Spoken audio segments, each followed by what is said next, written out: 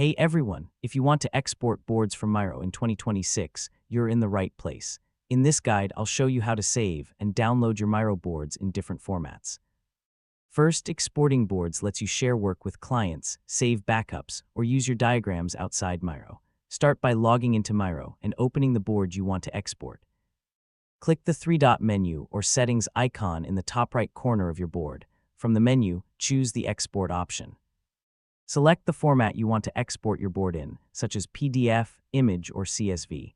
Adjust settings like resolution, page size, or selected frames before exporting. Click Export or Download, and your file will be saved to your device. If your board is large, you can export only specific frames instead of the entire board.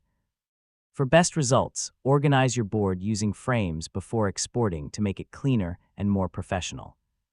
A common mistake is exporting without organizing the board, which can make the final file look messy. And that's it. You've successfully learned how to export boards from Miro in 2026.